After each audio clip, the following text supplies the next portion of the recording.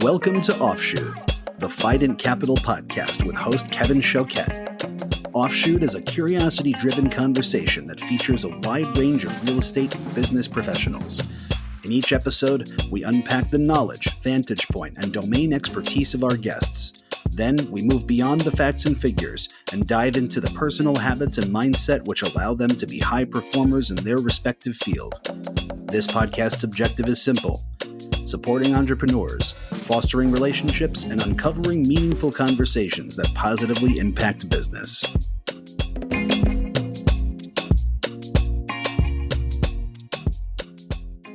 Welcome, everyone, to episode 26 of Offshoot. My guest today is Jimmy Silverwood, president of Affirmed Housing Group, a San Diego-based affordable housing company that develops in San Diego, LA, and the Bay Area. Since their 1992 start, they've completed $2.8 billion in projects and created more than 5,500 apartments across 70 communities. The company has about 32 employees on the development side and an additional 15 or so in their general contracting division. Jimmy had the good fortune of growing up in the affordable housing business. After going away to college at CU Boulder, he did a few years at Turner Construction. When he joined Affirmed, he was an acquisitions and finance analyst, then a VP, and finally took over the presidency under his father, James, who remains the CEO. Of note, James started the company after being blown up in the S&L crisis of the late 1980s. The complexity of affordable housing is a world unto itself. My hope in speaking with Jimmy was that we might open up some of the mystery around the capital structures used to finance these developments. He delivers. We go pretty deep, pretty quickly into the esoteric stuff right out of the gate. It struck me as table stakes to understanding their business and the space as a whole.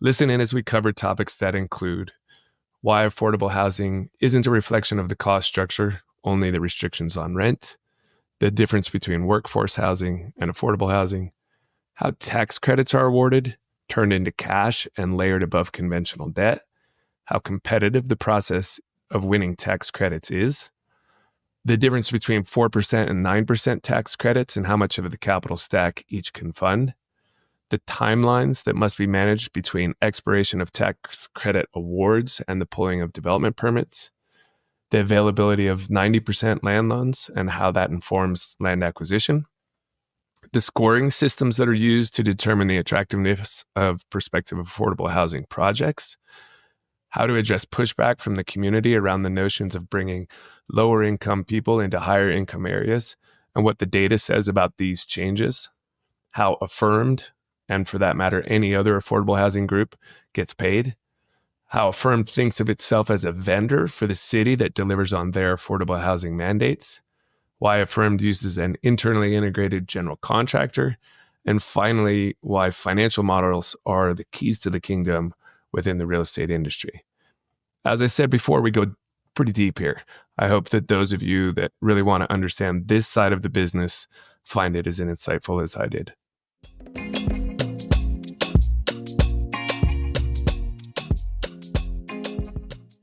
Good morning, Jimmy. Welcome to the podcast. Hey, good morning, Kevin. Thanks for having me. Yeah, thanks so much for taking the time. I know you guys got a lot going on over there, and I appreciate you carving out some of your calendar for me. Of course. Get us started with Affirmed Housing Group. What do you guys do? What is your company all about? Yeah, so Affirmed Housing, we're based here in San Diego. Been based in California for over 30 years. We have our headquarters here in San Diego and a satellite office as well in San Jose that we opened up about 6 years ago. So Affirmed Housing has been developing affordable tax credit housing throughout California for the last 30 years. And early on in the company as well, we had some developments in kind of the mid-Atlantic states back east as well. So we specialize in tax credit affordable housing, again, throughout California. We develop mostly ground up construction. So about, I'd say maybe 85% of our deals are new construction. And then we also, do some AC rehab as well as some adaptive reuse of, other types of uses that we, could touch on as well. So, Cool.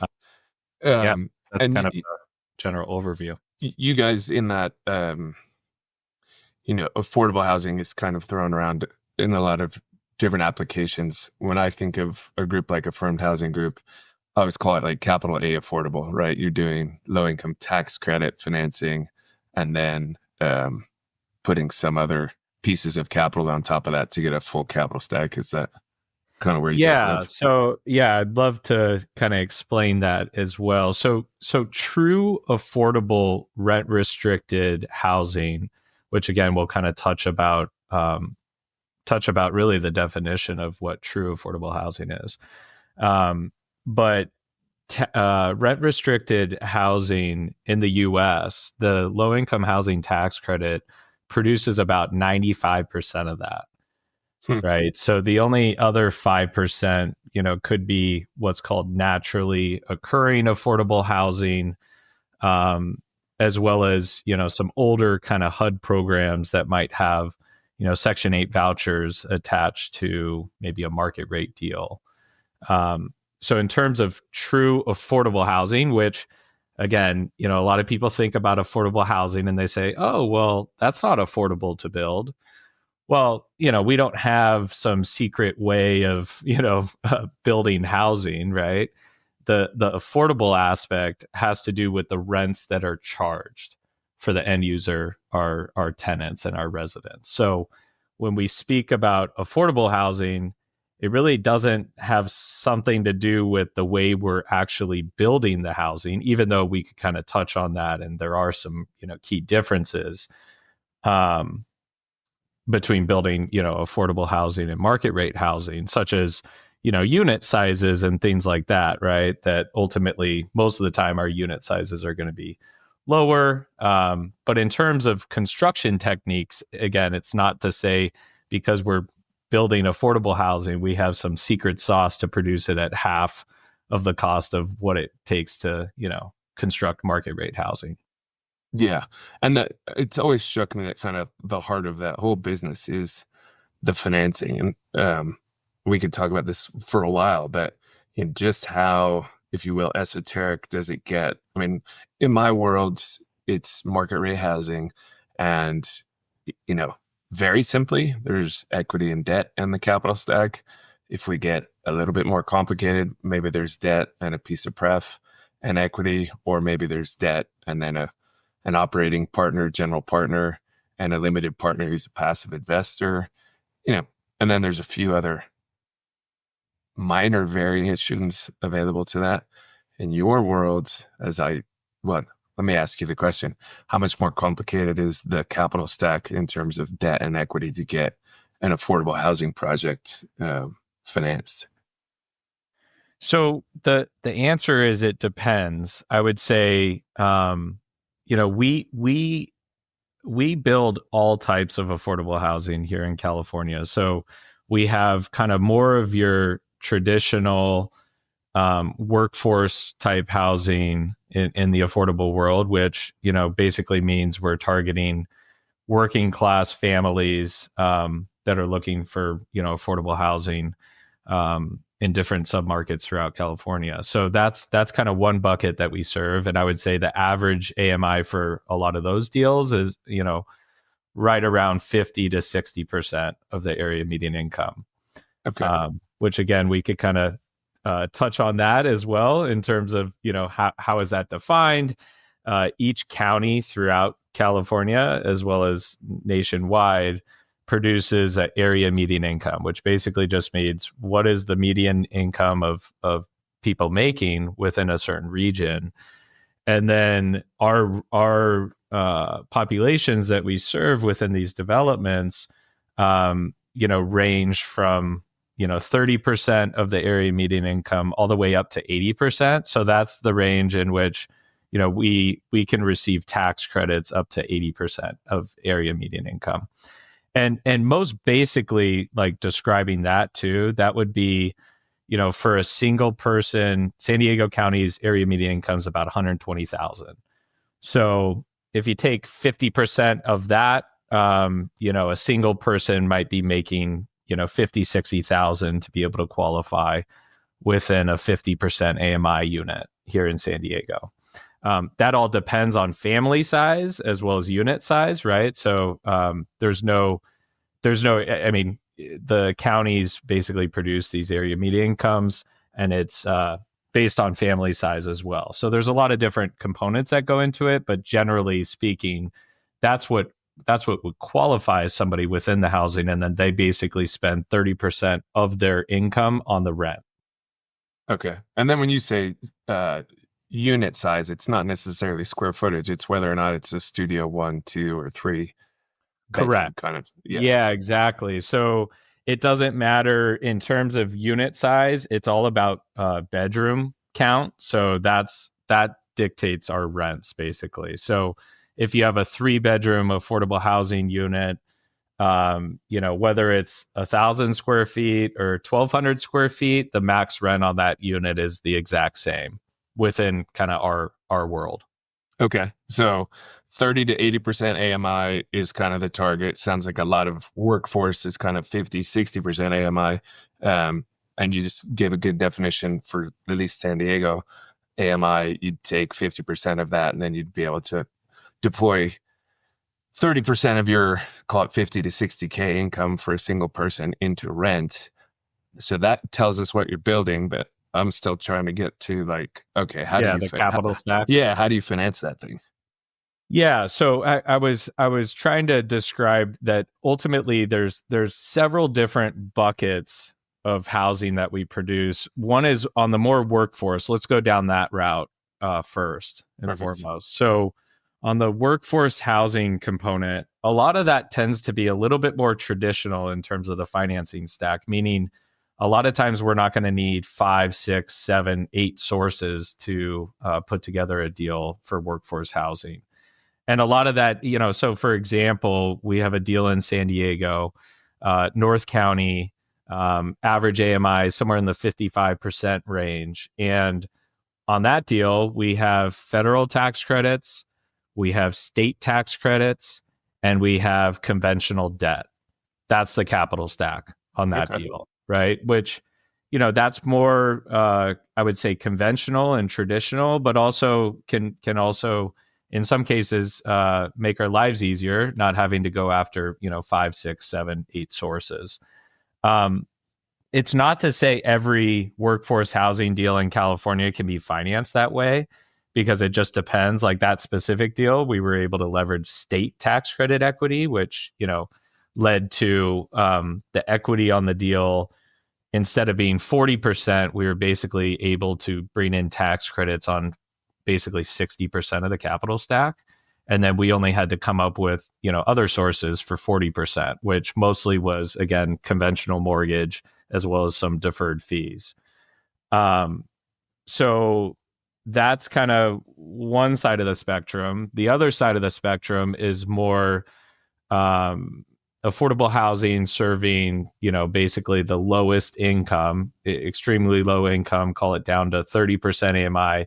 Some of our developments serve folks who were formerly homeless, which, comes with a completely different way to finance those, right? Because a lot of those folks can't pay rent. So we have to, subsidize those units with project-based vouchers, which, are distributed from the housing authorities throughout California. Those are the HUD, Section 8 vouchers, but they're project-based. So what that allows us to do is to underwrite to those units, right? They're not floating with tenants going from one building to the next. Us as the landlord and as the owner, we're able to leverage that and actually count that income when we're leveraging and sizing our mortgage on those types of interesting. properties. Because it's reliable. It's per unit. Revenue per unit is fixed and probably indexed to some inflation or CPI or AMI or something. Yeah, kind of, and what's interesting is the way that the rents are set on the project-based voucher units is that takes the fair market rent, and that will actually dig in past just, county statistics. Let's just say we're in a, great part of San Diego, a higher income, higher rent market. Those vouchers are typically going to be more to us as the landlord in those markets. So it basically takes fair market rent. So let's just say you have a market rate development sitting right next to an affordable development. Whatever those rents that they're charging over there, usually we're able to basically utilize that within our sizing of our debt, if that makes sense. It does. And on those deals, then on the capital side, is it the same? You'd started with the workforce housing on one example, federal tax credit, state tax credit, and conventional debt. On these lower income where you got project-based vouchers, what's that capital stack look like? Yeah, so like the constant is the federal tax credit equity on all these deals, which I probably should have started there. That on any given deal ranges from, let's call it 35% of your total stack to all the way up to like 60% of your total stack. And we could talk about this for a while for it's sure. It's complex, but that's the point. I love this. Yes. Let's go deep. Yeah. So there's two tax credits. I should have started with that. Okay. There's a 4% credit, which, has, I would call it 35 to 40% of your total development cost is financed from tax credit equity. And then you have your 9% bucket, which on those deals, and again, each state has 9% credits. They have 4% credits. Both of those look different in terms of the competition to applicants, developers like us. The 9% finances anywhere from, closer to like 60 to 65% of your total development cost. Within the 9% program, a lot of times those are serving folks that are, the extremely low income and things like that. I would call it less traditional workforce housing versus the 4% program mostly finances rehabs as well as kind of more workforce driven product. Because again, on the workforce side, you're able to bring in more mortgage proceeds to kind of help fill the rest of the capital stack. Then within each of those, right, if you have a gap, unlike kind of market rate housing, a lot of times those gaps can be filled if the county has soft debt that they're willing to put into a deal, or the city has soft monies that they can put into the deal. So, unlike on the market rate side where it's very driven just, based on yields, especially, this soft debt, it really exist in the market rate world. But because these agencies are trying to deploy their funds specifically in some cases for affordable housing, they have much more patient money, right? A lot of those loans are 55-year soft loans. So the interest on those loans accrue. And then eventually, if the deal is refinanced or sold, call it 15, 20, 30, 40 years down the road, that agency would be paid back their kind of soft debt. But it feels like additional equity, right? That's really... Yeah, they're paid as it's available. There's no maturity date or hard pay current cash flow mandate.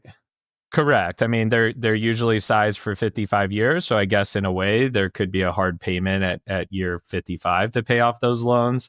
But that's what allows affordable housing to be produced. And quite simply put is, if your rents, again, we talked about the cost to build it. It's not like we have some secret sauce to build it much lower than market rate developers. And so you need that additional gap financing because our rents are, in some cases, a third of what a market rate developer can charge. Mm-hmm. Well, let's go back and I understand some of this reasonably well, but just try to bring everybody along. On the tax credit mechanism, whether it's a federal tax credit or a state tax credit, how does that work? As in, how do you convert a tax credit into equity that you can actually deploy to go buy drywall and copper and lumber? Yes. So the low income housing tax credit program, real quick, federally, That was enacted in 1988. So just giving some kind of background as to how long the program's been in place, and it's a bipartisan program. One of the intrigues about the program and why it has bipartisan support, quite frankly, is likely because of a lot of the private-public partnerships that come along with it. So, most simply put, tax credit investors are usually the big banks. So I could, kind of go through a list. Bank of America, U.S. Bank, Wells Fargo, all of those folks are big investors in tax credit equity for community development throughout the U.S. And then past that, there's also syndicators. So Raymond James, Boston Financial, groups like that actually syndicate and they'll put together a fund, like let's just call it a California fund. And they might have 20, 30, 40 banks that are within that fund, right? Quite simply put, the investor is receiving a tax credit on their tax returns for every dollar invested in a tax credit, low-income housing tax credit, affordable housing development. Now, the pricing that they pay for that depends, right? So it really depends on a lot of federal policy, but right now, I would say on average, the federal tax credit pricing, again, there's a lot of parameters that go into it, including location. Is there a CRA need, by the bank? That all kind of comes into it. But in general, ranges anywhere from 85 cents to 90 cents right now, I'd say on average for pricing for federal tax credits. So they can have a $1 future tax liability, buy a tax credit for 85 cents, and then satisfy that tax liability at a slight discount. And in so doing, basically put equity in your capital stack. Exactly. Yeah.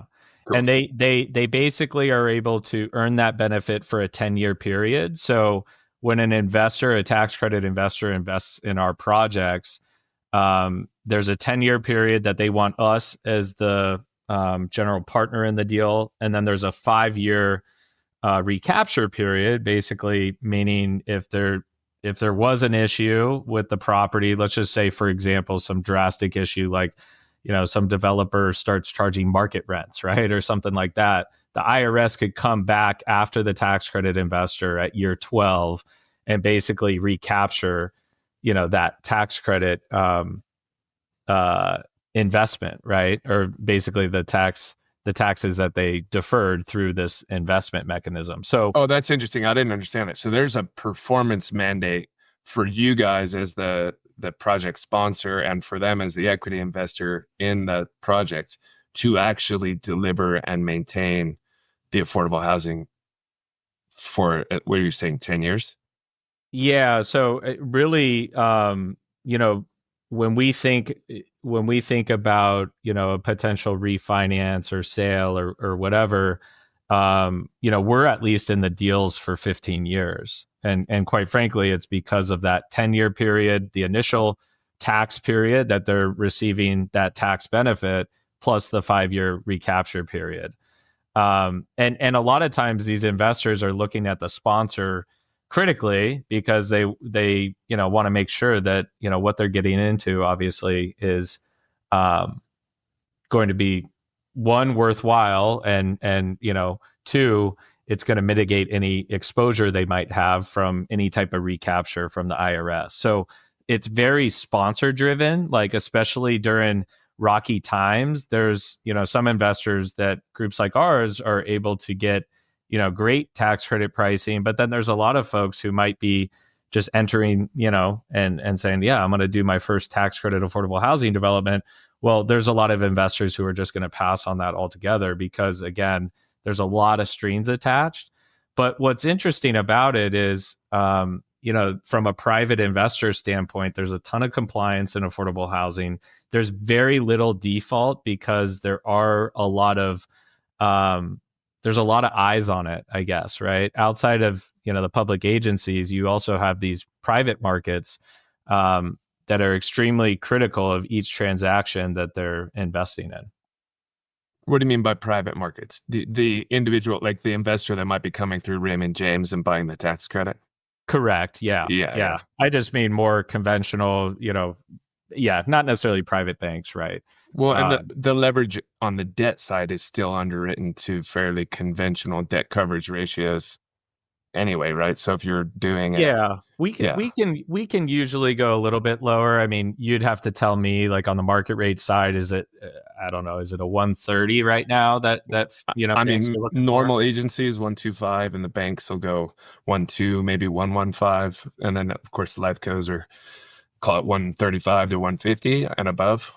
Okay, so I would say on average ours are 115. Yeah, but then you're 50% AMI, meaning you're depending on what type of affordable housing you're developing, so you have a tenant demand that's super high. Right.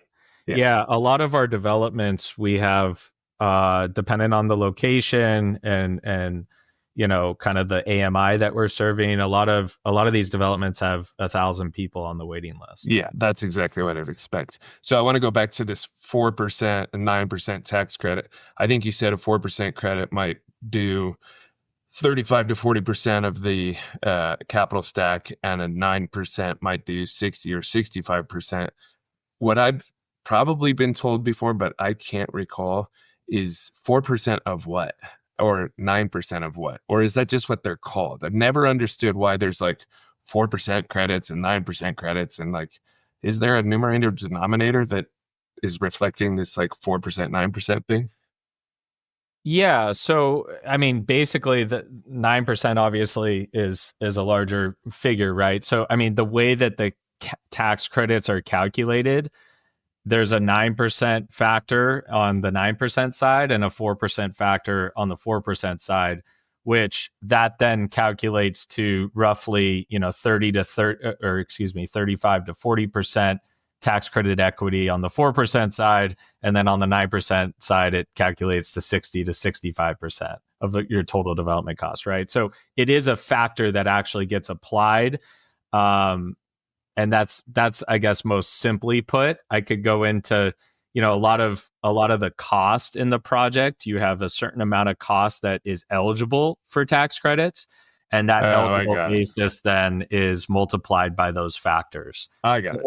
So if I have 100%, or sorry, excuse me, let's make it $100 million project, maybe only 80 million of it is eligible for the tax credit underwriting. You take that 80 million, multiply by 40%, or excuse me, 4%, and that's how you derive. Well, except that wouldn't be 32 or 35% of the capital stack. So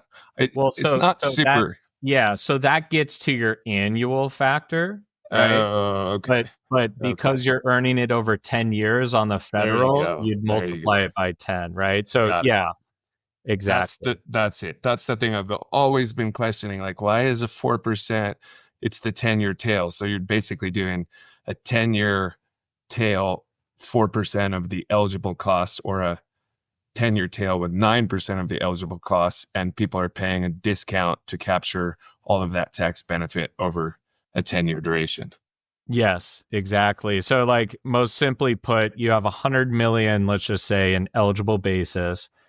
Let's just say it's a 4% deal. You apply 4% to that. That would be 4 million basically per year in annual credit. So if you multiply that by 10 years, you're at 40 million. And then you got to take into account whatever tax credit pricing is on that, right? So if it's you might get 92 cents or whatever, you're going to get a little less than the 40 million in your terms of your equity. Yep. Perfect. Understood.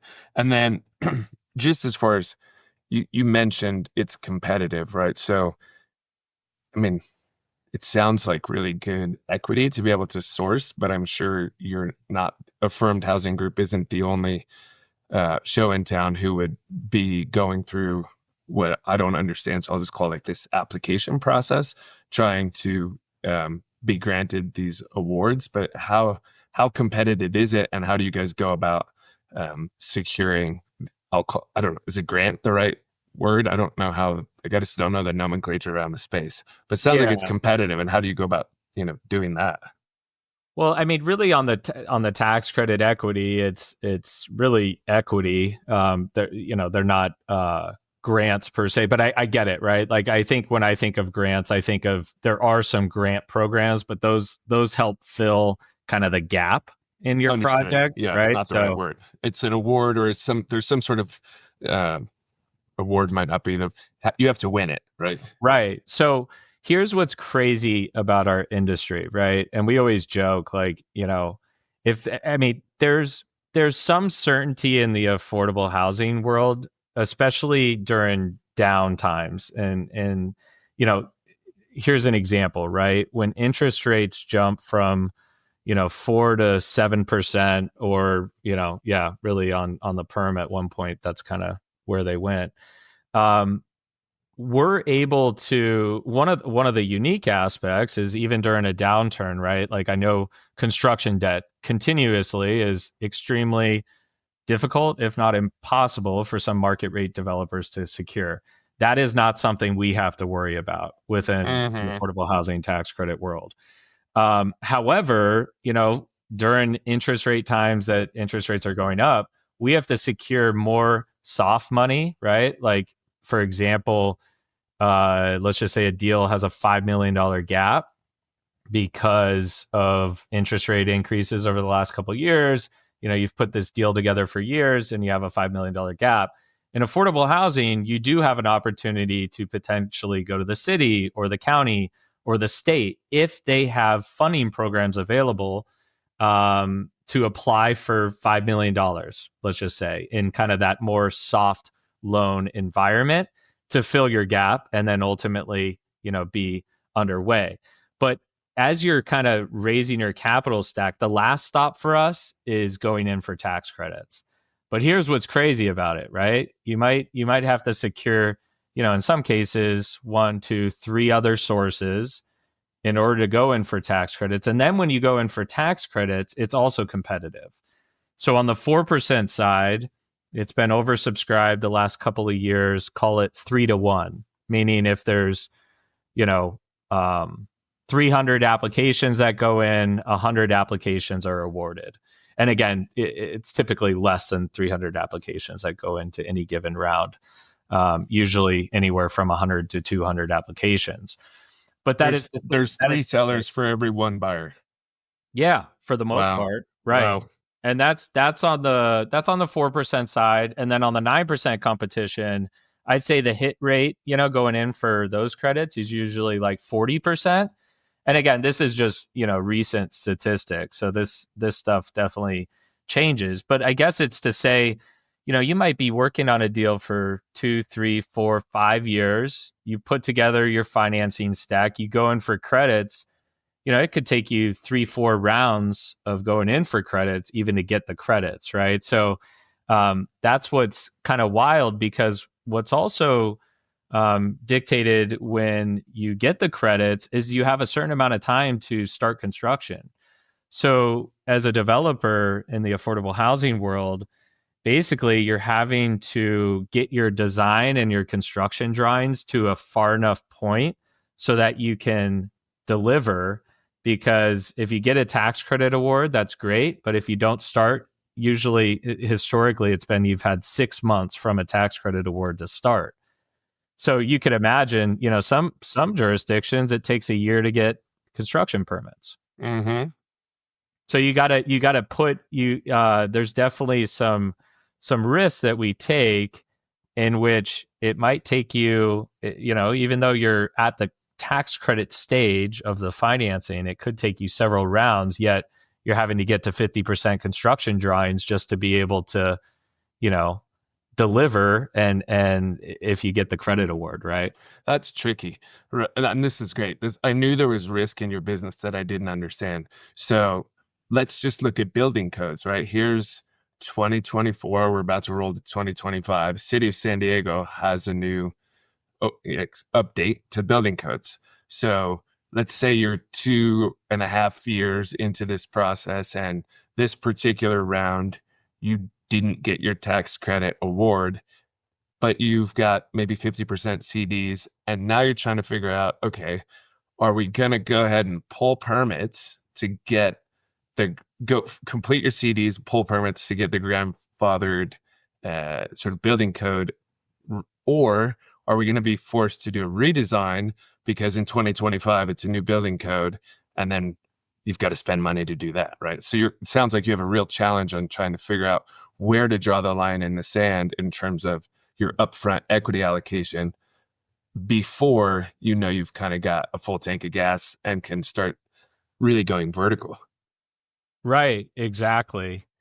Yeah, I think it's interesting because on a lot of these deals, similar to just market rate developers, we're taking risk. It just looks different in our world, but a lot of the risk is similar. We're in a lot of cases going out purchasing land.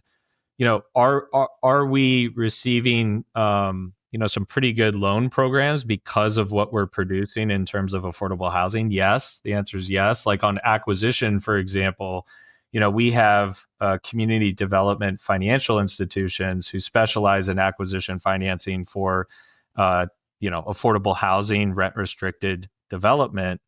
And on any given case, some of those we're receiving 90% loan, and we're coming up with the other 10% when we purchase a property. But I guess where I'm going with it is a lot of times we're purchasing property in areas and locations that we think score well within the system. But then also, working with our local agencies, especially our repeat partners, repeat business, on kind of where they're looking for, their next affordable housing development. But then in addition, it's on us to make sure that if we need local money, does the local agency have money, right? Which the soft debt. Right, exactly. Yeah. So and who were you saying might provide you a high leverage land acquisition loan? Because I want some of that money. Yes, exactly. I mean, again, they look for covenants, right? So when you actually purchase the land, they're going to put a covenant on there. So, again, it's specific to affordable housing, but there are a couple of the groups. So a group called Century Housing out of Los Angeles, they do a lot of different type of stuff. They also do some development, but they're one of the CDFIs that we work with. There's a group called Low Income Investment Fund, LIF. They also provide acquisition financing. There's a group up in the Bay called Housing Trust of Silicon Valley. They also provide acquisition financing. And what's interesting about that is they have some participants such as Google, Apple, big tech that have provided them funds. And on certain cases, we can get 2% money on acquisitions in the Bay, which is extremely helpful because obviously, as you know, land in the Bay Area is, twice, maybe 3 times the cost as Southern California. Mm-hmm. Well, that was awesome because we couldn't even start talking about this until you at least lay some groundwork. But with all of that, opportunities and challenges, like what are you guys facing now? Like what's up in the marketplace? What are you trying to navigate? Yeah, so right now, just like anybody, we're impacted on the interest rate side of things and obviously the construction cost side of things. So, the biggest challenge right now is trying to, find additional monies to get these deals fully funded. Another aspect is just, when we go in for tax credits, the competition and the backlog of affordable housing developments in California is pretty large.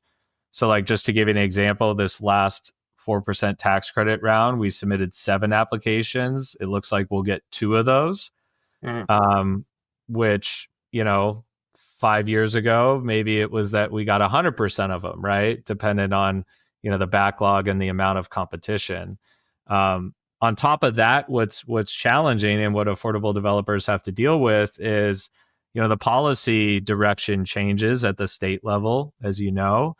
And so, the regulations for these tax credits, as well as the scoring system that ultimately awards the tax credits to different deals, it changes annually. There's different, regulation changes that we have to follow that all of a sudden, a deal that you put together 3-4 years ago they make a tweak at the state level. Maybe you were competitive before, and then the next year you're not going to be competitive because of some change to the regulation. So that's also a kind of risk that we take, is that you might be $3, $4, $5 million in on a development, and the state could change direction as to how they're scoring these applications. And one day you might look good, and then the next day you might not, right? So we're having to be very flexible and nimble. And people who have been doing this, for a long time in California, they understand it and they get it, and they find a way to survive. And that's kind of something that our group's been successful with over 30 years of experience here in California. And you had said a while back that as interest rates go up, you need more of that soft debt. Is that just a function of the cost of capital and underwriting to that debt coverage that we mentioned as like 115? That senior loan's going to go down, the tax credits may not increase, and so you have a bigger gap to fill? Exactly. Yeah. That's exactly right. I mean, it's not like, you don't want your costs to go up, right? So your costs are helping calculate that tax credit equity. So unless the pricing on the equity all of a sudden, shot up, that could, potentially offset a gap. But, over the last, 10 years, I would say over the last, 7 years since tax reform, for the most part, pricing's been going down. And I could kind of, briefly speak to that. The way that a lot of the tax credit pricing tracks has to do with the corporate tax rate. So, when it was, 28, maybe even 30% at some point during Obama's administration, the demand for tax credit equity was much higher amongst the banks. Then when it got reduced to, call it, I think, is it at 21% right now? 21, yeah. Tax credit pricing, for example, on a deal might have been $1.20 at the peak when corporate tax rates were closer to 30%. Once it moves down to 20%, now, we're kind of in this, 90 cent, range. So on any given deal, I mean, you could do the math, but it might be 3, 4, 5 million. If it's a sizable deal, it could be, $10 to $15 million swing. So yeah, in terms of tax reform at the federal level, that's also something that directly feeds into our business. Now, there are CRA investors as well. And so as you could imagine, they might pay more for a certain project in a certain location if they're also receiving some of that CRA benefit. And CRA, the Community Reinvestment Act, it mandates that banks are redeploying a certain allocation of, I don't know if it's profit or their capital base, into a specific geography. Is that kind of how that works? Yes. Yeah, that's. I mean, I'm not a expert in that, but I would say that's how I would describe it in a general sense. The scoring system, I've heard of resource maps, and I've only heard it in passing. Again, this is not my space, and I appreciate you opening up on all this stuff. High resource areas, low resource areas. Is that the entirety of the scoring system, or are there other parts? How does the agency, I heard you say the criteria might change year by year, but what are the core parts of scoring a potential affordable housing development so that somebody can objectively say, hey, this has more merit than other projects? Yeah. So I guess, and that's a good question in terms of resource areas. So this came about 5 years ago. And the reason it came about is because historically the state realized that a lot of affordable housing, tax credit housing in California was produced in lower income markets throughout California. And based on, let's just take a workforce housing, family development, the outcomes for the residents, for children, were basically not going to be as good as producing affordable housing within higher income areas with better schools. So that's kind of like, partly as to why the state came up with kind of this high resource, moderate resource, lower resource areas, is because they wanted to push investment of affordable housing into higher income areas with potential better outcomes for affordable housing residents. So that's been a change over the last, again, I don't know if it's been 5 years or 7 years. And Cal Berkeley comes out with these maps every year. I think it's Cal Berkeley that studies not only schools, not only incomes in areas, but also environmental aspects as well. And scores different locations in, there's highest resource, high resource. And I would say in terms of the system in which the state is awarding tax credits, you do receive a benefit by being within a high or highest resource area. In the scoring system. In the scoring system, yeah. And again, without going into too many details about the scoring system, because that's just like one piece of it, right? There's a ton of other aspects that come into the scoring system, and there's two different scoring systems for the 4% credits and the 9% credits. But let's just take the 4% side. There's a lot of different things that go into it. Are you nearby, transit? You get certain points for being by transit. Are there amenities in the area, such as schools, medical clinics that tenants could access, pharmacy, grocery stores, things like that? Are those within walking distance? So you're going to score much better. A lot of these somewhat equate to what a market rate developer might be looking for, right? Is everybody going to have to get in their car to go and receive any service, right? So those are all different components that go into the scoring system. And then they also try to, weight things as well differently to kind of level the playing field, because there's some projects that might require prevailing wages on the construction costs, which, let's just say City of San Diego puts in $5 million into a deal. Usually they're going to require prevailing wages as part of that construction build, which is, a whole other aspect that comes into our world of trying to produce affordable housing throughout California. Yeah. So that, just zooming out to what you just said on the scoring system, has echoes of being a market rate for-profit developer, in that proximity to transit and amenities and higher incomes actually makes the site and the project's score better. But also, you guys still have to come up with a widget that works. And I have to imagine that in a very colloquial sense, a lower resource area, not within the metrics we're talking about here, is going to have cheaper land. And if you go into a more desirable area, you're going to have to pay more for that land. Doesn't that make it hard for you guys to get land in a place that's still going to produce something economically viable? And like, it seems like they're pushing against each other. Hey, go get a high resource area where all these amenities are nearby, which means you're going to pay more for the land, which I would assume makes it harder to make the deal pencil, because you're sizing based off of NOI that's driven by AMI. And then you've got tax credits that are either going to be that 4% or 9%.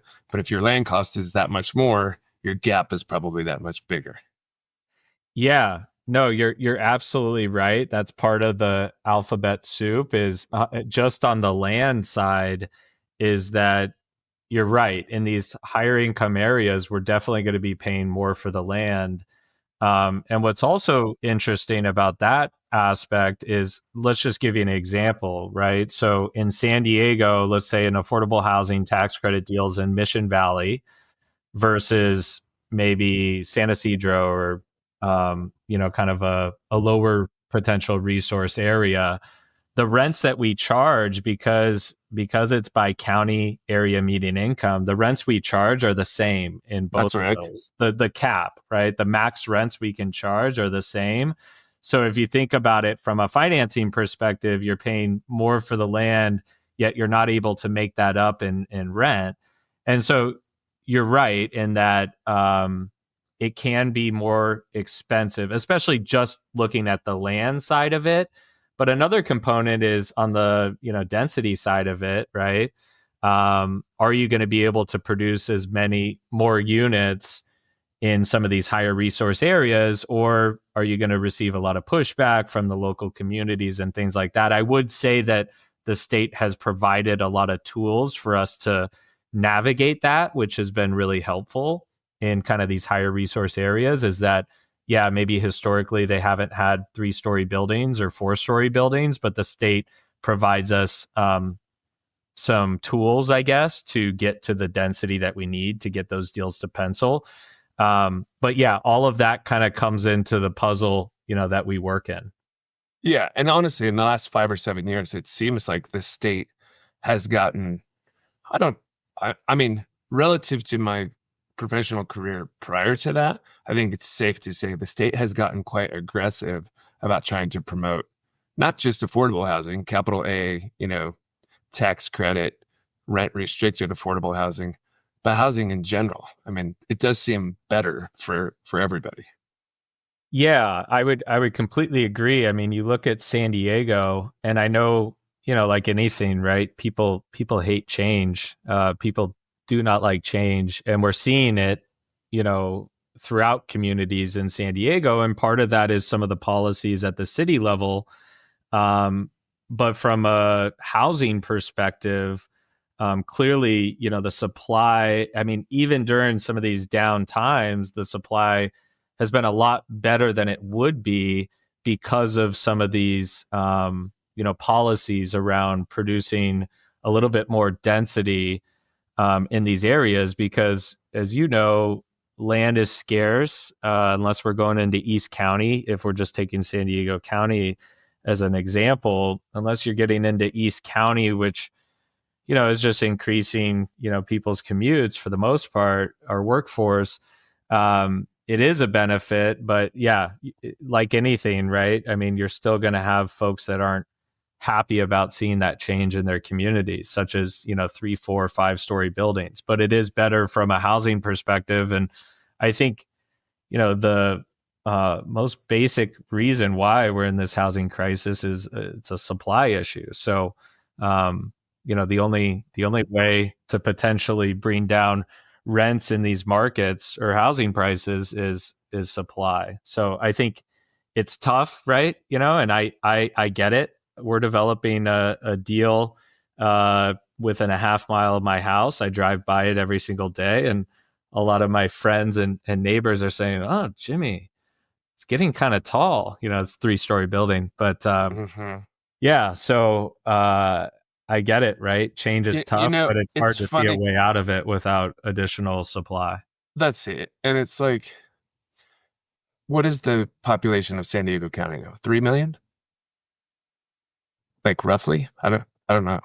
I think that's right. Probably. Yeah. We could Google it, but let's say it's 3 million. Yeah. Like, what is it that makes people who live in an area with 3 million other people think they have a right to keep all of the built environment below, let's just arbitrarily say 30 feet? Like, it's really weird, honestly. Like, there's 3 million people here, guys, like soon to be 4. It might take a little bit, but it's a major metropolitan area. And it's always a little bit perplexing to me that there's such indignation over development. Like, rewind 50 years ago, rewind 100 years ago. Did your neighborhood have anything? Like, was it just a bunch of coastal sage with like, you know what I mean? But then it's like, well, but now I'm here, and so you can't do anything. It's a funny thing. Yeah, I agree. And it is tough. I mean, obviously our organization, we do community outreach on most of our developments, and it is interesting, right? Because you're in the office, we're in a little bit more of a corporate environment, grinding on performas and all that kind of stuff. And then you go out and you go to a community meeting, and it is so personal for everyone involved, right? So it is, we got to look at it through a different lens. And the way I look at it is, hey, during that community outreach process, like there is no way we're going to win everybody over, and that's okay. We're there a lot of times to provide information about how these developments will operate, who our property management company is, how people qualify for the housing. But what I'm recognizing more and more is that you have a certain amount of people at each of those meetings interested in how I can apply. And That's I think interesting. I think the conversation, since I've been in the business has definitely changed, in which you have a lot of folks that previously might have been extremely against, additional housing and multifamily and affordable housing within their communities. But now they have kids that can't move back to San Diego because they can't afford it. And so I think people's perspective has certainly changed. But it's not to say that everybody's perspective has changed. That whole community outreach thing, I took some time to browse through your guys' website and some of the industry news on you. And it seems like probably, well, at least as much and possibly more than a lot of other developers, you guys are engaged in that process. And like you said, you're not going to appease everyone, but how do you approach the idea of being receptive to community feedback? Hey, could you step back this corner a little bit more so that X, Y, Z, or do you think we could just do 3 stories instead of 4? And at the same time, like, you've done a really good job of explaining the real nuts and bolts of, okay, I've got to deal with, I'm not going to even try to recast it because we just talked about it for 45 minutes, but there's a lot of dimension and nuance into putting together these capital stacks and the different restrictions and different capital and the cost and the debt. And it got to be a full-on challenge in and of itself without somebody saying, hey, could you just step that back on the corner, like maybe 15 feet? How do you, like, maybe I'm asking it from an emotional perspective, like you're a principal of the firm, you're trying to keep the thing going and be successful in your business, and you've got a bajillion constraints that you're successfully navigating, and then somebody just comes along and says, well, yeah, but could you just pull that corner back? Like, how do you navigate that challenge? It seems significant. Yeah, I think each case is a little bit different. I think from my perspective, I usually come back to, are we going to be able to finance this deal and ultimately produce housing on a site with this change, right? So I think a lot of times we're just going back to whether or not we can finance a particular change. When we're talking about knocking off a floor of a building, obviously that becomes a little bit more drastic from initial underwriting, because as we know, it's all about economies of scale, right? So as soon as you lop off a floor, let's just say of a 100-unit building, you're losing, let's just say 20, 30 units in that. And so every different, financial mechanism is incrementally going up on a per unit basis. So it really depends. I would say in areas that we have, maybe some city funds or county funds that we can go after, we're far more receptive to larger changes in the design and the original, kind of building plans, versus if we're in an area that, we have no way of filling a gap, then we have to kind of decide, okay, is it worth still proceeding? Have we already paid for the land, right? Have we already purchased the land? Are we exposed, $5, $6, $7, $8 million on the land on a deal, and we need this amount of units to get the deal to pencil? That always comes into the question. So I guess to answer your question, it's definitely on a deal by deal basis. But we have done it before. We might have the right to build a 5-story building, but working through community outreach and working with some of the electeds who might support a deal, we opted to reduce a floor on the building. Right. What's interesting about it is I would say 9 times out of 10, the same people who were complaining about the height, they're still complaining about the height. Right. Even after you gave them a floor. Right. So like Yeah. I personally have to balance, okay, these are, let's just say you knock off a floor, those are 20 folks that, in some cases, right? We hear it all the time in California. Some cases these people might be homeless the next day, right? So it is a conundrum in which, we have to kind of think through. And when you develop a project in a building, we're not looking out the next 5 to 10 years. We're saying, what's this community going to look like in 40, 50 years, right? Is a 5-story building going to be just the average in this certain community? And, those are also, I don't know, interesting discussions, I guess, right? To be having. Yeah. You demonstrate a very considerate response. Like, I don't know that I would be as patient given how much you have to do to get it to the point, just from what you explained, to get it to the point to have a feasible project. Like the fact that you are that measured and going, okay, well, could we still finance it? Is there alternative sources of financing that would make it so we could finance it if we really did do that? I mean, hats off to you. That sounds challenging. It's not unlike any other developer, but it sounds difficult.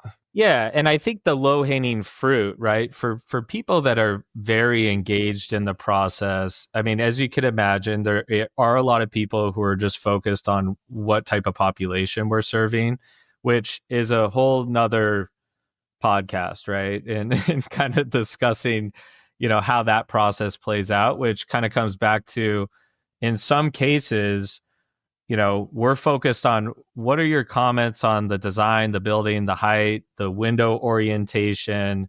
Do you have comments about, the program space that we have within the development, how to qualify, providing kind of that type of feedback and that opportunity for a community, but less about like, who are we serving, right? Who exactly is going to live here, because that gets into an interesting kind of fair housing, I guess, discussion. And in a lot of cases, Kevin, the way we see ourselves is we're a vendor for a lot of the jurisdictions. We're building and providing affordable housing for these jurisdictions, because ultimately they don't have the staff or a lot of times, a full-blown development staff, right? I mean, I guess in terms of private market continuing to build affordable housing, I definitely think that that's, the way to go. I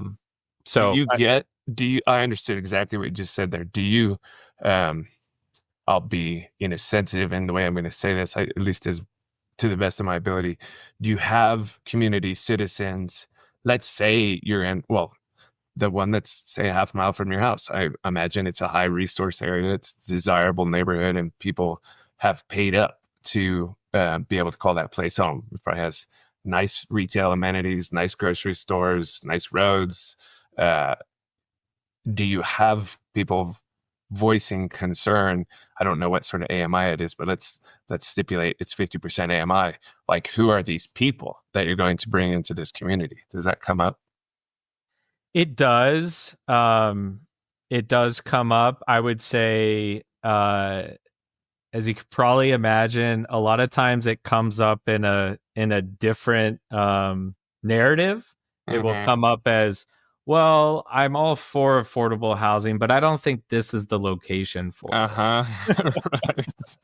Right. And what's the evidence? Like, what's the evidence against or for that? I mean, I don't actually have any visibility into this. I've never lived in what I would say is a really nice neighborhood where all of a sudden a quote unquote affordable housing project came through and seeing the implications of it. I have suspicions, but I don't want to put them on the table. Like, how does that usually unfold in terms of the impact and repercussions for the immediate neighborhood? Well, so what's interesting is a lot of the newer master plan developments throughout, San Diego, and that's in one of the areas that I live.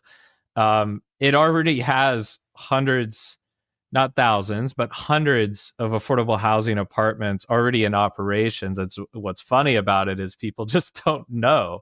That's right. Right? And all of our projects have affordable units in them because of the state density bonus. Right. Yeah. Exactly. So in terms of the data and statistics, it's not there to support that your neighborhood crime is going to go up, right? I mean, those are such dated, views, but unfortunately, those are still some people's views. And sometimes during outreach, we are providing some of that data and statistics. A lot of it, so many times it comes up that our property values are going to go down. Well, actually, when we invest $100 million in this development, and we're also, let's just say, for example, this one kind of nearby my house, we have a commercial component as well to that, a retail component. um, the reality is that home values are going up in those areas. In higher income areas, it's interesting, right? Because in more of a moderate resource or an area that might be gentrifying, as you can imagine, any type of development helps spur other development. For a community that's already built out, maybe that's not so much the case, but there's no evidence to suggest that affordable housing developed anywhere within your community is going to bring down home values. In fact, a lot of the data supports that it increases both home values and property values. Yeah, that's interesting. That's kind of what I would expect. It's something people are concerned about, and it ends up being a nothing burger. Right.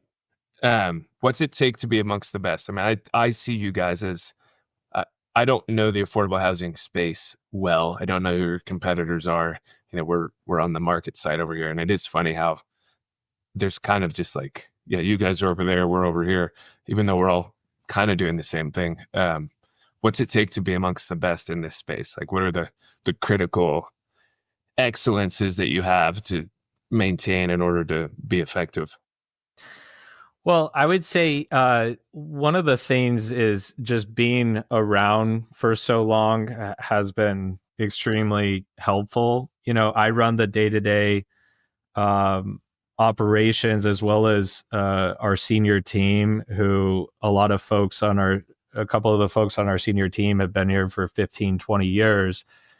And just that kind of institutional knowledge that our company has that, maybe development companies that have started within the last 5, 10, 15 years in affordable housing space, they don't have that long of experience, which really just comes down to what has the organization seen, what have we been through, and things like that. So we definitely have a lot of lessons learned, I would say, in terms of like construction types as well as different site characteristics and things like that. Part of it's just, real estate development, right? Is all the risk you take, are you going to miss something during due diligence that next thing you know, you can't build your project on, on the land side? Those are areas that we kind of thrive in because we have infrastructure within our company and a knowledge base and experience base within our company that we've seen a lot.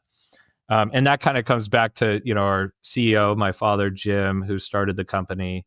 I lean on him for a lot of weird stuff, right? You always find weird new stuff in real estate development, and just being able to call him. I know where he lives. And so I know that guy.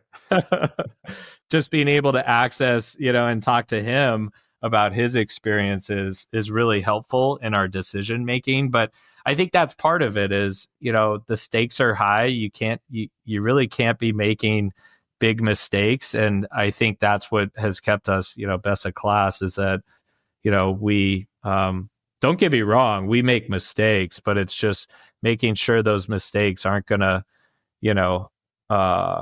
ruin a deal, that you've spent millions of dollars on. So I think that's part of it. And then, ultimately, like any business, it's very relationship based. So we have, cities, counties, that we've worked with for so long. And, that's been part of it too, is from a reputation standpoint for people within this field.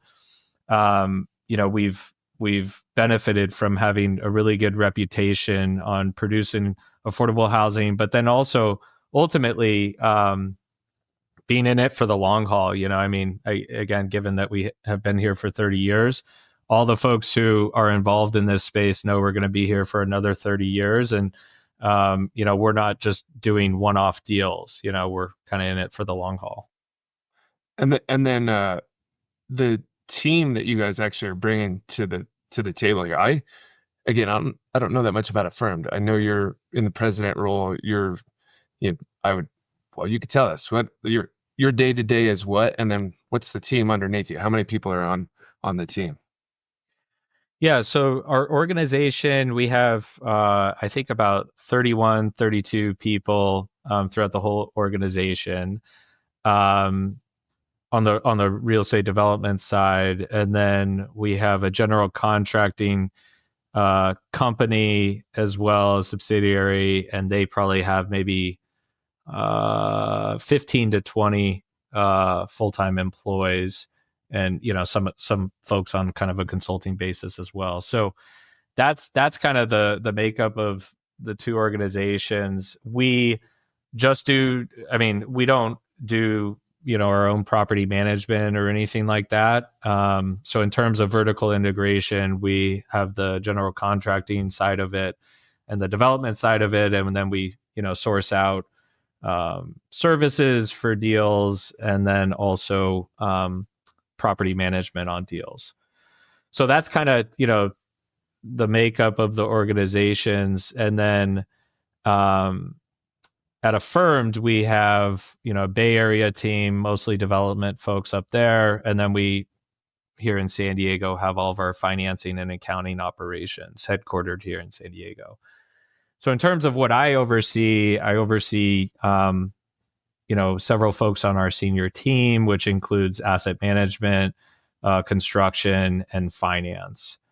So on a day-to-day, every day looks very different. I would say I get the fortunate job of having to get involved in a lot of different issues that come up, right? So a lot of my day-to-day might look like helping put out fires on numerous areas. It could involve some of the business development aspects associated with public speaking events, conferences, meeting just with market rate developers. Maybe they have affordable component that they're looking to source out to an affordable housing development group. So in terms of I would say the majority of my day-to-day is spent on the business development side, the tip of the spear, we like to call it in real estate development, which is really the acquisitions and where the company is going. And then also the real estate development side. So we have a director of development, both in SoCal and NorCal, who report to me. And so my job, the way I see it on the development side is really, how do I get things unstuck to keep moving? Mm-hmm. That must be a really sleepy job.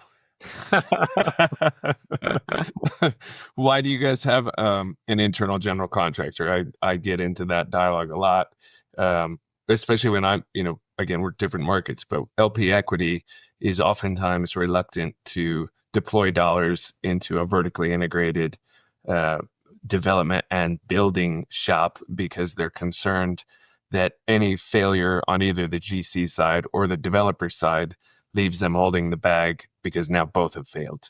And so they'll want that, if you will, sort of like separation of church and state, the project sponsor developer being its own entity, and then contracting out to a third party that theoretically can put up guarantees of maximum price and, hopefully uphold a schedule and, perform as expected. But I wonder what brings an affordable housing group to have that resource in-house as opposed to just hiring it as you go. Yeah. So we initially the idea around us bringing that aspect in-house mostly had to do with our rehab projects, in which we found ourselves, kind of itching our heads as to why, for more of a light type rehab for a portfolio deal that we own and or an AC rehab, why, if we're spending 30,000-40,000 a unit, which for a lot of people that's fairly substantial, but in our world, not too substantial, depending on the age of the building. Bringing the GC in-house made a lot of sense, because ultimately we found ourselves with drawings that were just as thick as our new construction aspect, right? So we're spending more money on the design aspect because ultimately we want the drawings to cover everything so that we're mitigating change orders with a third party GC, right? So that's one aspect of it. And then the other is just, with rehabs, it's like, oh yeah, that was unforeseen. Well, was it, on a light rehab, right? Where you're not necessarily going down to the studs. And so it was kind of, a mix between trying to reduce our design fees for some of these more light rehabs, and also being able to kind of mitigate, change orders that we were beginning to see on these lighter rehabs. And then finally, just really having a little bit more control, because some of these rehabs would include in-place rehabs, meaning we're moving people out of the units, back into their units. And so to rely on a third-party GC, unless that's their expertise, we also felt like having a little bit more control over that, given that these are our residents, especially if it's a portfolio deal that we currently own. We wanted to have more control over that. So that was about 7 years ago. And as the GC company started to grow, we did our first ground up probably about maybe, gosh, time flies, maybe 5-6 years ago, maybe even longer. Geez. And then now they've gotten to a point that each project, they have bonding capacity up to 100 million, per project. So they're ultimately able to pretty much do any of our developments throughout the state. I would say as of right now, they do about, I don't know, maybe 60% of our work. And then we have 2 deals starting up in the Bay Area next year. One that's about 105 million, and then another that's about 40 million that they're going to go up north and help build those for us. And so are they a true independent sort of entity, and are they putting up, you mentioned bonds, but are they putting up a guaranteed maximum price contract, or is it a cost plus contract? How do you guys think about that aspect? And maybe those entities that are taking the tax credits and all the eyeballs on it mandate some of how that has to get done, but how does the GC work with the developer? Yeah, so I think we're definitely affiliated. I mean, it doesn't have the same ownership as Affirmed, but basically, several of our senior team members are owners of the construction arm. So yeah, however you want to call that, related, affiliated. But in terms of the deals, basically it's mostly GMP type contracts. Yeah, I don't think I've seen cost plus for quite a while, at least in our space. But what it kind of comes back to is we're trying to do whatever we can to get these deals to pencil. And so there are times that we're potentially going in with a little bit of a lower price, and then we're trying to solve to it, right? So whether that be through VE of the building, I mean, ideally you don't have to necessarily go through that, I would say you don't want to strip away things that are going to hurt, a long-term operational aspect of the vision of a project, in terms of program space and unit size and things like that. Parking, right? That comes into it.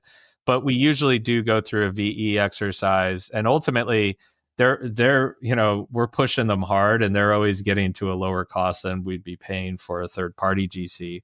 And their function is ultimately to help us get more deals to pencil. and ultimately be a backstop for the development company. So I'm sure you kind of hear from other folks within affordable space or even the market rate space, and that's usually what the general contracting side is set up for, is to really be that backstop, right? In terms of, the primary goal is for the development company to be able to, thrive and continue to get deals done. Right. Be able to do things at a lower cost with more control. Exactly. Another aspect of it on the control side is just that, on the third party GC side, we used to always bid out our deals. And, at times that would get us into trouble because you might have a low bid and then, all of a sudden they realize that they were too low of a bid, right? And so then they're potentially trying to make it up during construction. But in rare cases, they might have an issue, right? Like a big issue in which all of a sudden you're in a position, are they going to walk off the job? Are they going to be there the next day? Is this a one-off deal for that company, right? Are they in it for the long term with us? And so I would say a lot of our third-party GCs, which we still have third-party GC relationships, because again, I mentioned our general contracting arm doesn't build everything. I would say those relationships are the foundation of them. We're not just looking at, this deal, we're looking at the next 5 deals, 10 deals, 20 deals over the next 20 years. Because ultimately then when it comes down to it, they're not just looking to maximize their profit on a deal and make sure they make their profit. It might be that one deal they make their anticipated profit and the next deal they make, very little, right? And that's okay because we're in kind of a long-term relationship, in which, some deals they might make what they anticipate and other deals they won't. And that's okay because they're not just looking at, one individual deal at a time. Does that make sense? It makes perfect sense. Yeah. I think any suite of service providers that you can get to behave in that manner, like call it a tribe, knowing that you want everybody to be successful, but not every deal goes exactly to pro forma. So let's just go do another one.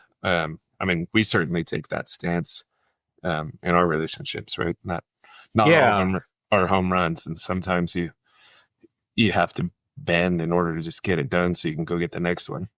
Yeah, and part of it too is so like, also just to describe, when we go in for tax credits, basically our construction cost and price that we have at that point, we better damn well know what it's going to be. And because basically at that point, it's pretty much locked in, right?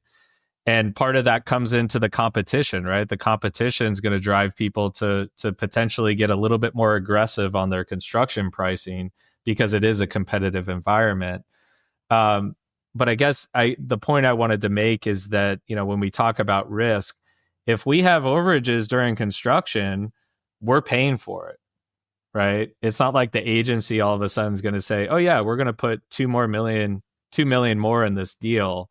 It's not to say that's never happened. It hasn't happened for us, right? Because at the end of the day, when we go in for the tax credits, it's kind of like we're going to get the deal done, even if that means we're going to write $1 million check. So, right. And that's part of it kind of comes back to reputation and everything. All the agencies we work with, they understand that. They understand that, 2 years prior to a construction start, if they, basically award the project $5 million, that's going to be the amount of money they put into the deal. We're not going to come back to them after construction and say, hey, actually, we need, more money. It's not to say it never happens, but again, it kind of comes back to, the risk that we take. It is calculated risk, but at the same time, similar to a market rate developer, we're on the hook. We're on the hook in many ways. We talked about the tax credit investor. We have these limited partnership agreements, and those partnership agreements look very similar to the market rate world, right? Mm-hmm. Anything that goes wrong, it's on us as the general partner. Yep. Well, here's the thing that I should have started with, but we got super granular. my clients are on the hook for the same sort of cost overruns, and they'll have their LP investors holding them to performance metrics and a whole array of, let's just call them covenants, but not the least of which is cost overruns, and the ways that cost overruns can be dealt with are as varied as the number of ice cream flavors at Baskin Robbins. But at the end of the day, their incentive to maintain costs and bring the project on budget is to participate in the project profitability, subject to a whole bunch of constraints and agreements between the large check writer and them as the operator, getting a levered return that beats the common equity. That is not the case on affordable housing, and we haven't talked about that. Like, what is the business and or profit incentive of a group like Affirmed Housing? I think I have an understanding of how that works. I'm kind of embarrassed that we didn't actually talk about that a little bit sooner, because I know you're not going to sell it. You're not going to go out and say, hey, we just built this 3 years ago, so let's go sell it at a 4 cap. Like, that's not the deal. How do you make the engine go around, right? Every business needs revenue to cover OpEx and drive some profit. Yeah. So just a little bit about how, whether it's a for-profit affordable housing development company or a nonprofit, which we have actually excellent, there's several large nonprofit affordable developers in the state who produce a ton of housing throughout the state. And then you have your, for-profit affordable developers who are kind of right there, in terms of some of the, largest producers of it in the state. There's two mechanisms. So one is development fees. So, perhaps on the market rate side, a developer, because they're involved in kind of a back end component, especially on, a quicker execution of a sale. Let's just say it's not a build to hold, more of kind of a merchant build type structure on the market rate side. They're charging less development fees, right? Because ultimately they're kind of putting those in for a potential, payout, I guess, within I don't know, you would have to tell me like a 5-year horizon. Yeah, 5 or less. Yeah. So for us, it's a little bit different. As I mentioned, we're in the deals for at least 15 years. So there's never going to be a sale or refi within the first 10 years for sure, because of the tax credit investor. We've seen some sales and refis in year like 12. And again, the investors just have some indemnities on the recapture risk that we talked about earlier. But development fees are what make a lot of affordable housing development companies in California churn. So that's first and foremost. And those fees, they actually just got updated this year. Previously, there were fixed. There was a cap on the amount of fee, right? So I think it was $2.5 million was the cap on the fee. That since has been updated. Now the cap's closer to like $6 million. But here's an example, right? You do a $100 million deal. You could do a $150 million deal, just a year ago or 2 years ago, and the cap on your development fee is $2.5 million, plus or minus, right? Yeah. And so those fees, and for those that don't know, that's really low, right? But for yes. our guys, it's 5% of hard and soft costs, and we would exclude land and finance from that. That to me is a market rate developer fee. Right, exactly. So in some cases, that fee, the development fee, would be as low as like 2.5-3% on a deal, which again is kind of below market rate. So the development fees is one of it, and we earn those at different milestones, with all of our different partners, but especially the investors kind of dictate, or they negotiate when those fees are paid. And not surprisingly, the majority of the fee is paid when you convert the project stabilized and you convert from your construction to your permanent mortgage.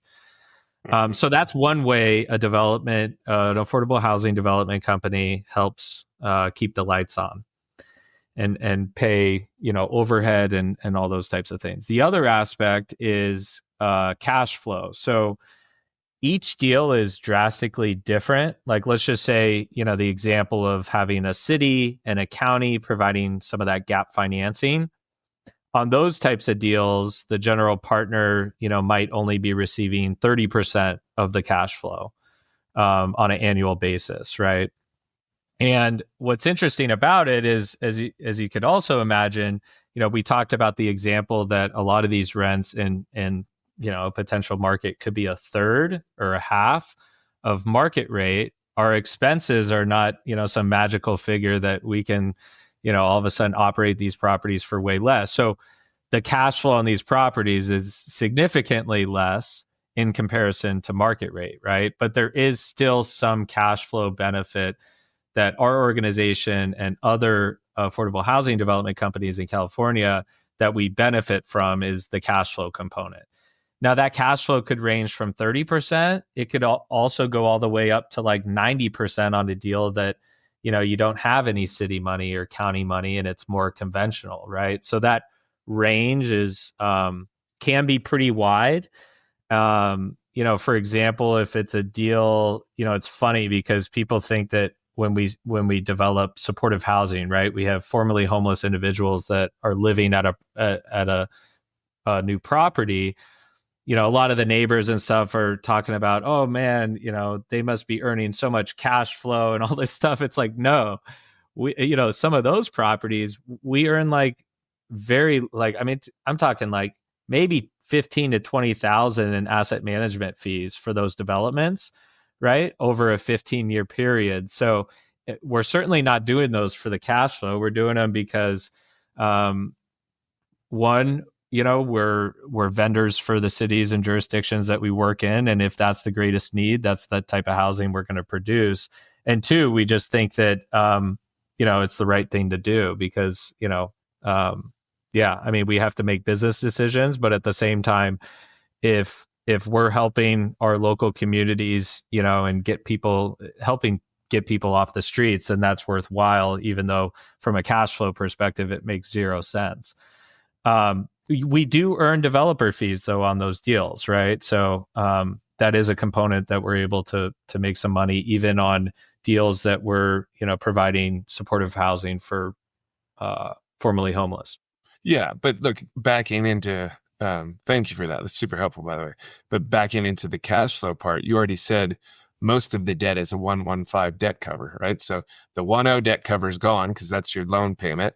And then you got a 15% premium over the loan payment that you might be taking a third of. Let's not forget that you're maybe getting 30 to 50% LTC financing. So these are not gigantic numbers. I suppose if it's $200 million project, nominally, it could start to be a real, annuity, but it's not the same as a market rate deal because you have low leverage, because you have low rents.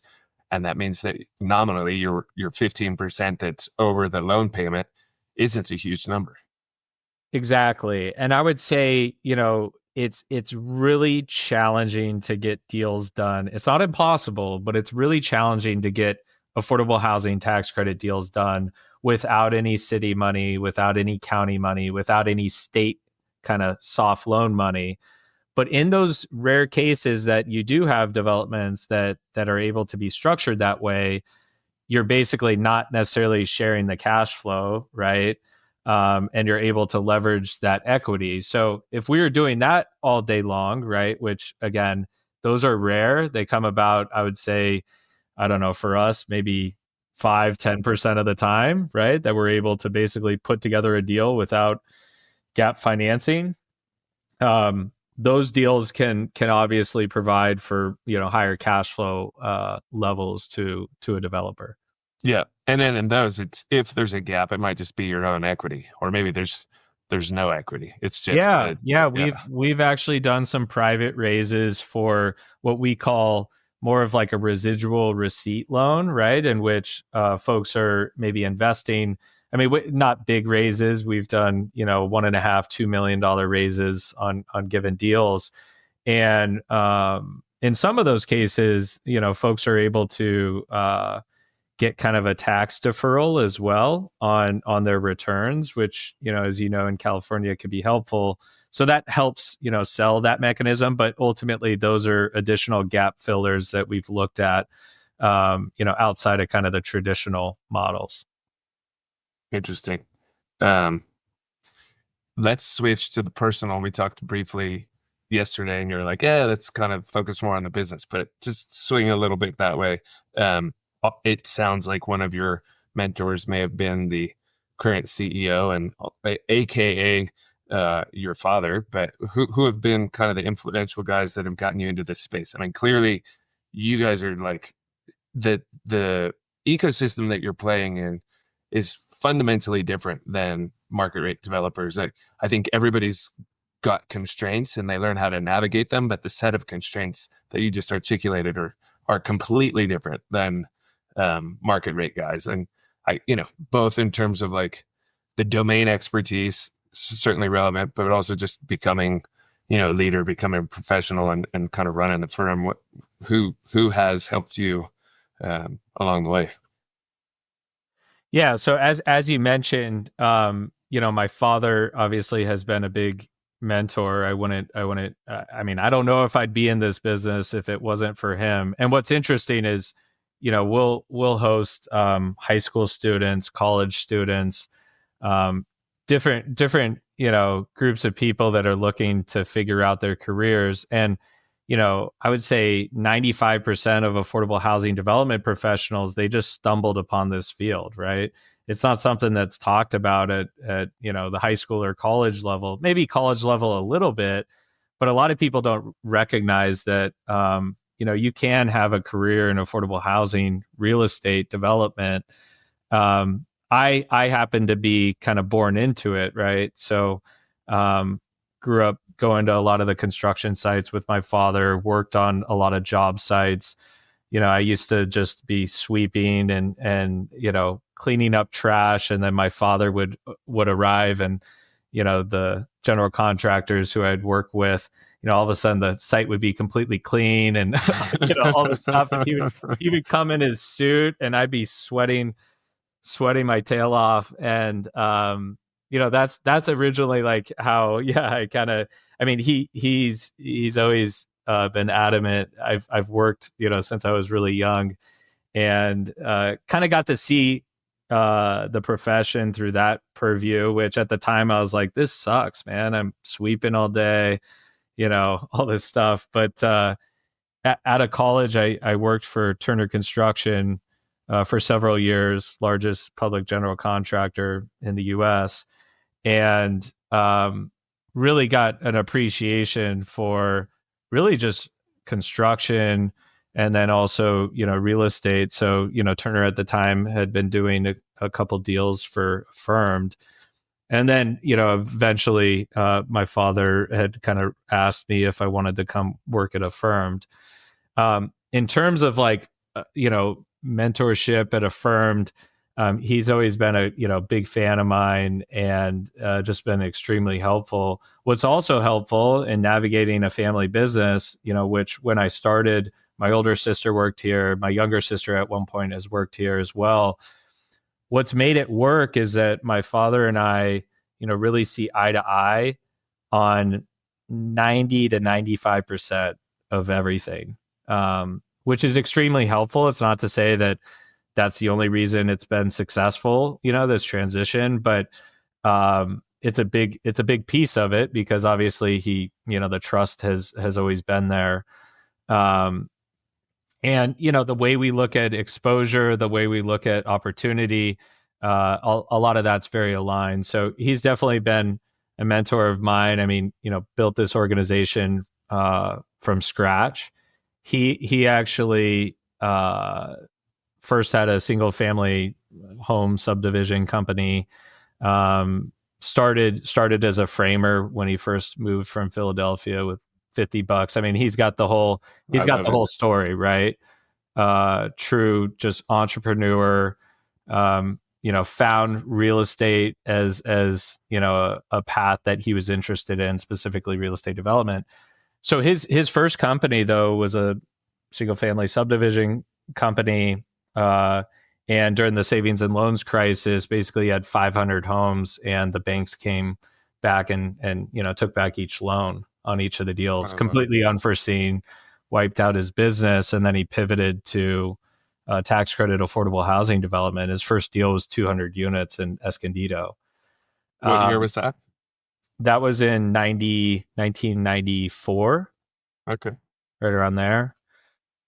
So, so it's been really cool for me to watch him. And certainly, what's also nice is, during a lot of transition type, periods, you don't have access to, usually, the person, whether it's a company, hiring somebody from outside to come in and run the organization. The benefit is that he's still around, Mm-hmm. and I get to kind of access all that different information. As I mentioned, I know where he lives. As our CEO, he's involved a little bit more on the policy side, and strategic growth for the company, and other things that, or he's kind of looking, long term, a little bit more of a long term lens for the company. And I'm, managing kind of more of the day to day. So, yeah, that's a And lot look, to say that he's been my biggest mentor in the space. perfect. You just gave a good treatment of like how you end up here. And it's undoubtedly the case with the skill set that you now have that you could do a bunch of other things other than trade commercial real estate, right? At the end of the day, like most of us in the industry are at some level sort of creating value and then trading it on, and you have a unique iteration of that. But why commercial real estate? Of all the things you could do, why do you stay here? What's your kind of like, what gets you out of bed in the morning to be like, all right, like let's do it again? Yeah.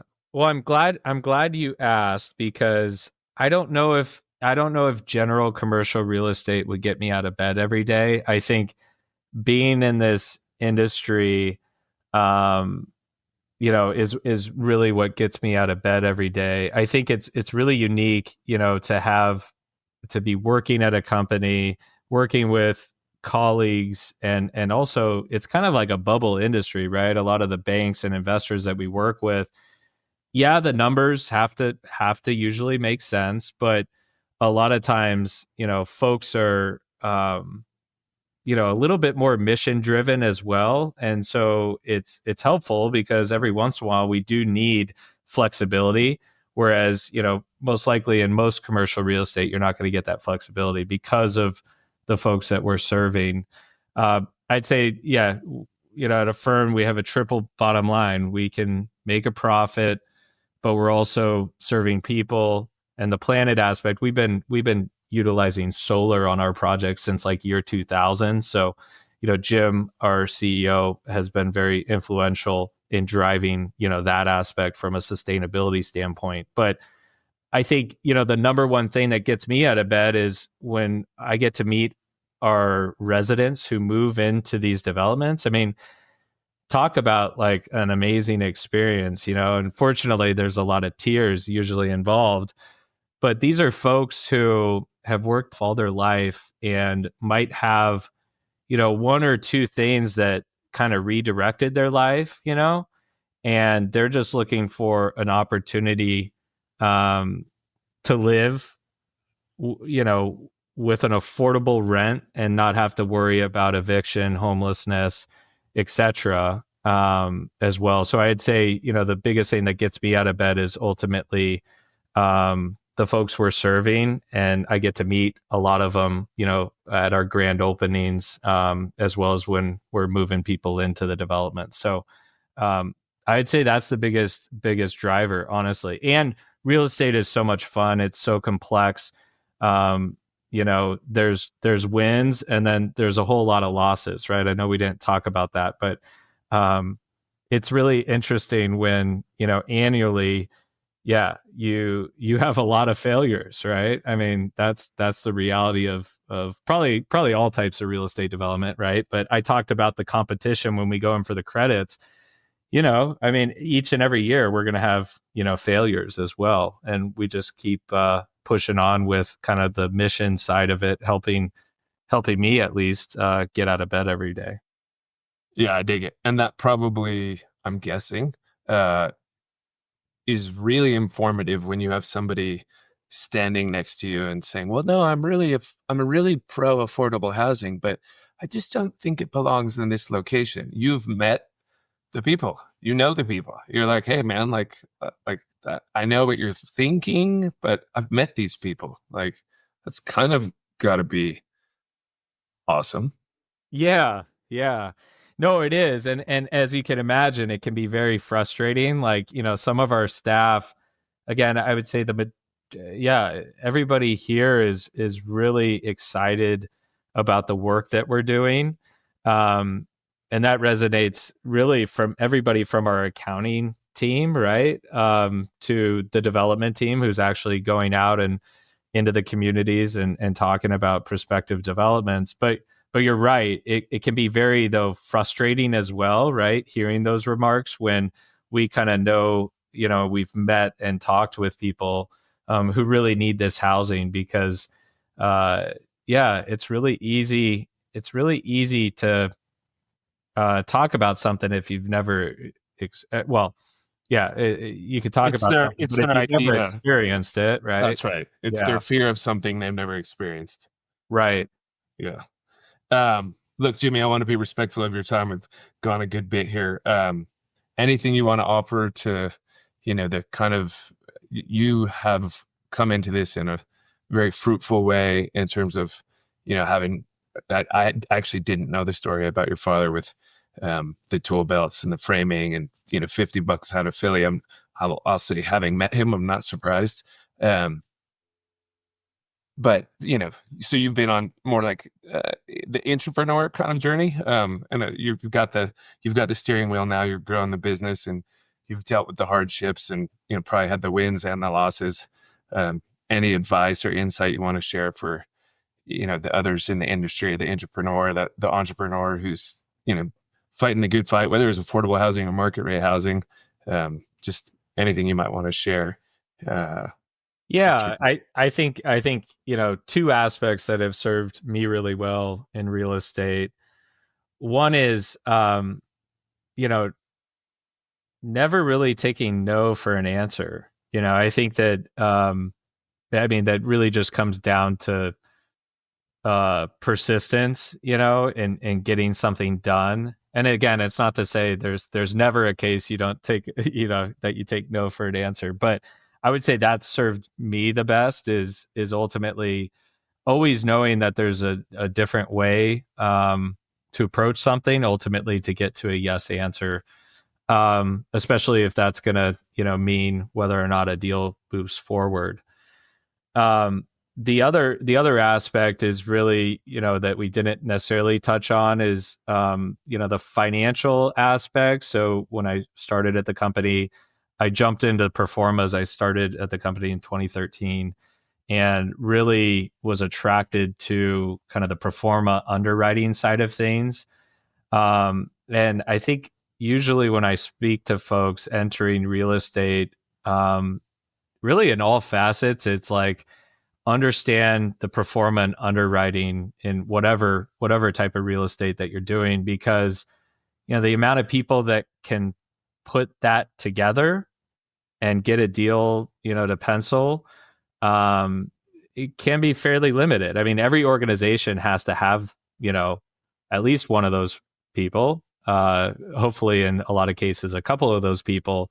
But that's, the number one kind of advice I could give to people who might be entering the field or are interested in bettering their skills in the field is learn exactly how the deals are getting done, how they're being financed, so that you can go out and underwrite your own transaction. Because at the end of the day, you could have an awesome vision for a project, but if you don't have a way of financing it and you can't execute, it doesn't really matter. Yeah, I completely agree. The keys to the kingdom are in the Excel spreadsheet. Yes, exactly. Just love Excel, Yeah. Jimmy, thank you so much. Affirmed Housing Group, you guys listening this far, you Google it, you'll find Jimmy, his father, James. If you've got this far, thank you. And please take the time to get out there and click on 5 stars and review us, or hopefully you don't give us 1 star. Jimmy, the mic is yours to wrap it up. I would just want to tell you again, thank you so much for taking the time. Yeah, thanks a lot for having me, Kevin. And Yeah, I hope people are still on, listening. I know that we went into some pretty technical, aspects of affordable housing. So hopefully we don't have any sleepers out there. But yeah, thanks again for having me on the podcast. And is just I always enjoy a way of just bringing more information to truly what affordable housing is and how it functions, because I think there's definitely a lot of misleading, interpretations out there. So yeah, whenever I can kind of provide some additional info and transparency into it, I always like to take that opportunity. So thanks for having me, Kevin. Yeah, and I said I'd stop, but honestly, if you go right back to what you just said about the spreadsheet and how technical we got, the reason I did it is because I don't understand what you do in terms of all of the pieces and parts, and you just, you spelled them out, and honestly, I think you're perfectly on point with the audience. So I think it's great. Thank you for being so transparent on all that. Yeah, thanks, Kevin. All right, take care. Bye-bye.